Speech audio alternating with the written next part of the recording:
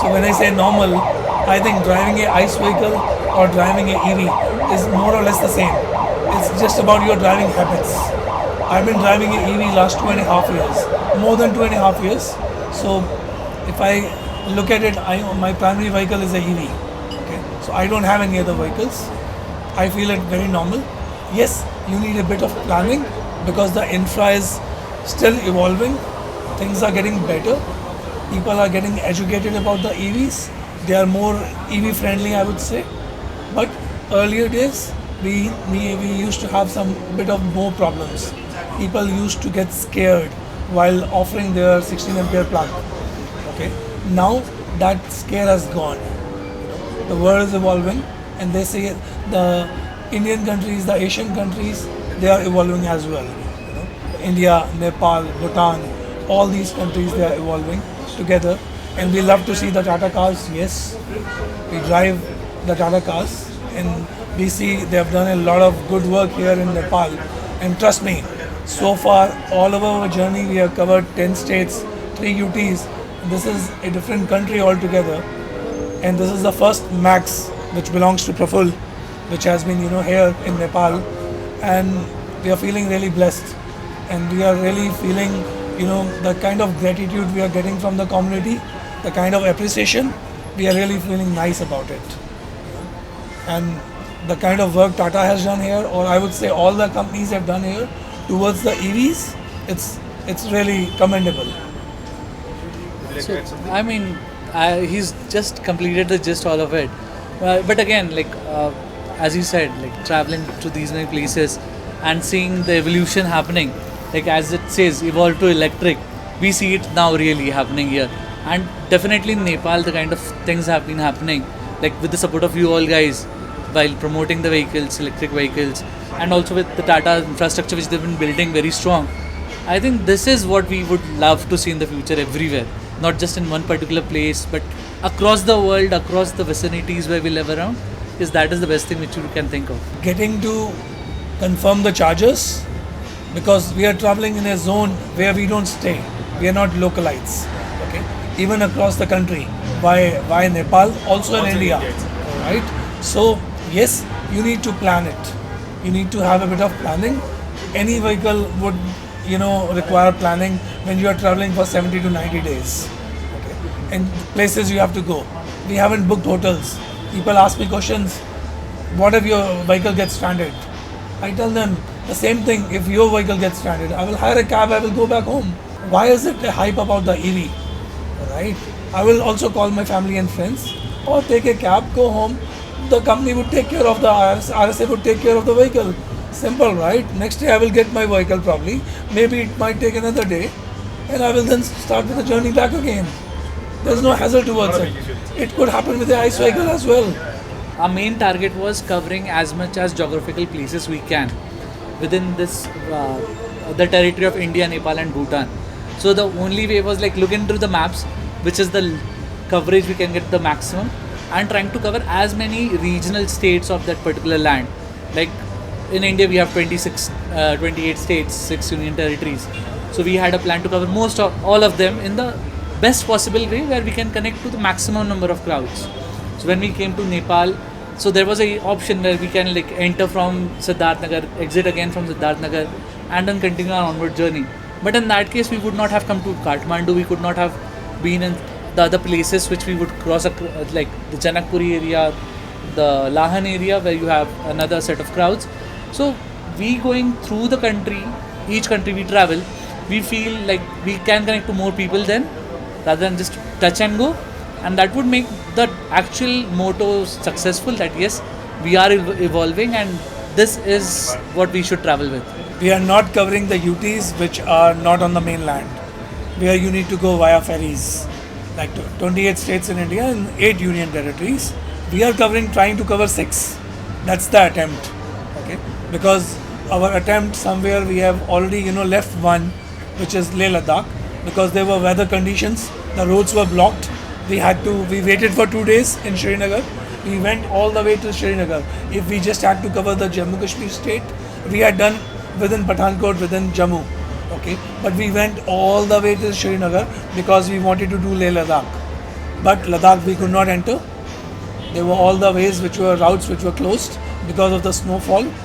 So yes, we are trying to do something, but we are not doing anything which is more challenging.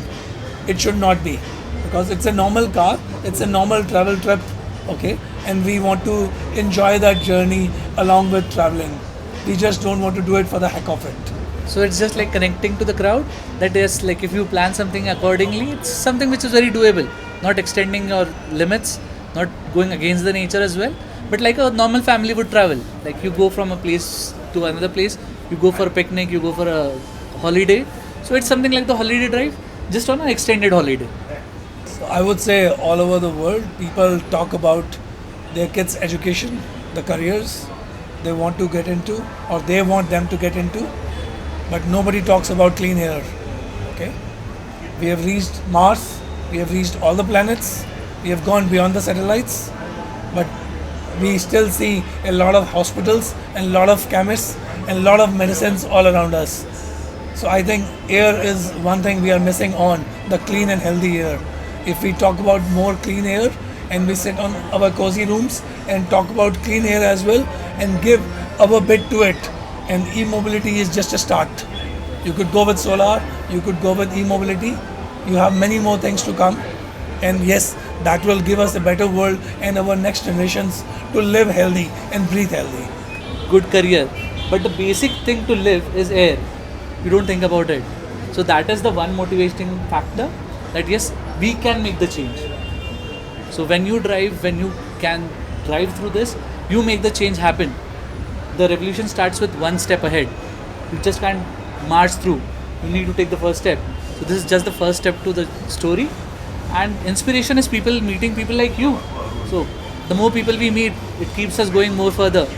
When it comes from a passion, you come out with a clear mind. So I am a part of a community. He is also a part of a community. We started this group in 2020. A group of people, and we started this. I'm a co-founder of this club, Next One EV Club, basically, which we run in India, and there are about different groups and different chapters. A total about 6,500 Next One EV owners, and yes, the MG owners, the Hyundai owners, the BYD owners. Okay, so most of them, when we started this community, the idea was to help the community. So we see a lot of myths, we see a lot of confusions between people. I speak to people and they say, नहीं मैंने तो battery वाली गाड़ी नहीं ली, because if I don't charge for 10 days, the battery will go down, then I won't be able to charge, it will go bad. Okay, so they have this feeling of scare of the battery going bad. But if I tell them to compare with the mobile phones, no, they don't want to, right? Because they are not thinking beyond it. So I would say, I will request all the community to support and educate as many as people you can in breaking the myths. Yes, it is going to take a lot of your time, but that time is ultimately going to give us a better world to live, which is the need. And like people say, EVs is the future. I still say future is now, it's happening. We have already sold 50,000 EVs. Just Tata has sold 50,000 EVs in India so far, just in India, leaving apart Nepal and Bhutan. Okay, so if it can be done in 2 years, I am sure with more companies coming in, with better infrastructure coming in, sky is the limit. Yeah, so You never know. You never know. So as we said, it's chapter 1. So the story has to continue. So maybe like this is just. So I tell you a very good feature about Tiago EV. When I was there at the launch, I was very much skeptical whether I would be able to go inside the car or not. Having this kind of a height, would I be comfortable? Okay, I can go inside the car, yes, but would I be comfortable? But when I sat in the car, it was literally, I did not feel any discomfort. Maybe not for 10 kilometers, maybe for a long journey, yes, but with the kind of feel, because that was the real model. It was not a concept. It was the car which is about to launch in January. The deliveries are going to start, and the booking had been tremendously nice. 10,000 bookings on a inaugural price. They were done in a single day. Okay, and Tata was really, we appreciate them for their gesture. They announced another 10,000 EVs, Tiago.EV, for the same introductory price, so that there are more people who are wanting to buy. So another part about it, there's a myth. There's a myth about the DC chargers. Everybody looks and wants to have DC chargers. If there are more DC chargers, they feel more comfortable. But with Tiago.ev, that myth is going to go wrong, because the first version of it, the best part, it comes like engine options. Okay, so you have kilowatt battery options here from day one. Okay, and also with the onboard charger. Okay, so 19 kilowatt battery and a 24 kilowatt battery. So 19 kilowatt hour battery would take less than what, 6 hours or 5 hours to charge if one has to charge just from 2200. Right? It's all about charging from 2200. It's not every day you need to charge from 0 to 100. Normally a person won't. The range is the same as Nexon EV. For me it was different. For me it was more of a patriotic thing. Tata being made in India. I did not even see. He will be asking the same thing. I did not even look at MG, or I did not even look at Hyundai, not even online. That what is the shape? Okay. My father, my mother, they both are government servants, were government servants. Okay. They serve the nation. Yes, I get that feeling from them. So yes, it is a common man's car. Yes, it belongs to the masses. So yes, all the more when you are coming from a story, I started this, because of the lockdown. I saw my problems. I had a tumor, I had a throat operation, and when I went to Canada, I saw there was a change in my health without taking medicines. So then I realized it's not the medicines, it's basically the air. Because I was not on medication there and I was still feeling fine. I did not have to carry my medication along. And when I came back to India, it started back again. But fortunately or unfortunately, COVID happened and there was a lockdown. We saw all the vehicles, they were parked at their places. There was nothing on the road. We saw all that clean air, okay, and we could see buildings pass through, which we could never see in that that kind of a AQA level. Right now, the AQA level in Delhi is crossing 600, and it is something to be looked after. So from there it started, and as the lockdown ended in July, first week of August, I saw the car, I booked it, and within 4 days the car was delivered at my place. There was it was a very small span.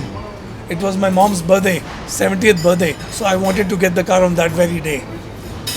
Somebody had left the white color Lux cancelled, and I got the opportunity to have it. Not that I knew somebody in Tata, but it was just my luck. They said, "You want white?" Yes, I said I want white because more of the people love teal. Teal was a new color altogether, right? And India, it is the color of our national bird, right? The pigeon, the peacock. So that is where it comes from. So uniting that color, and it takes all those colors of the peacock, not the teal only, the blue also, which is there as a ring there. So that was the inspiration, going behind that, how an Indian brand has come with, looking after all those edges and giving it very small touches. The best part, the blue thread running around the car, that gives you a feeling, that blue chrome going along the car. And with the Max, if you notice in the dashboard, the black dashboard has a arrow, which is also a 3D blue tint. When you turn on the lights, you're able to see it, or you see it in the daylight. So it's a reflective image. Sunlight. So holographic image kind of thing. Yes, so it's you a holographic see it at a certain angle, and it does give. So with the driver's side, you see it at a certain angle. The co-passenger can see it most of the times, but yes, it gives you that feel of being into any. But yes, having said everything, Nexon EV or Nexon by itself is a very safe car. Early days of a group member saving a child, his car literally went down the bridge. Okay, he broke the rolling of the bridge. It went down the nose. It straight away hit the nose. He was outside. He was fine. The airbags were deployed. He was all together. He did not even get a fracture. Okay, and after half an hour, he was sending his selfie along with the car in the group. Okay, so these things inspire. Of course, I'm not telling anyone to go hit a bridge and try it out, but yes, in times of need, it is there to help you. When we visited the plant, we saw each and every test, and trust me, the global NCAP is something which happens once in a blue moon. The test which happen almost every day, the soundproofing cabin, right? The water they terrain they take the car into, it was almost still water, and when it is covered with side walls, and when you take the car through it, the level comes a better up. You know, it is almost 1 meter up while going through and while coming back. The kind of confidence we got, although I had driven the car like 1.5 years before I saw that test, and I was totally confident. In the early stage, yes, we had some problems, right?